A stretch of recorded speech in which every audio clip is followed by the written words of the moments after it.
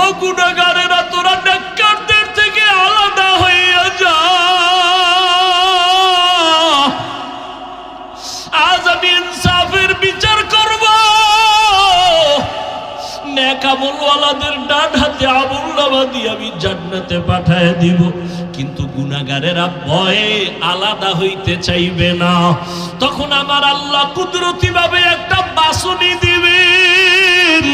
ওই বাছুনিতে গুনাহগার গুলো চিটার মতো, ধানের চিটার মতো উড়িয়া উড়িয়া জাহান্নামের দরওয়াজায় পড়বে।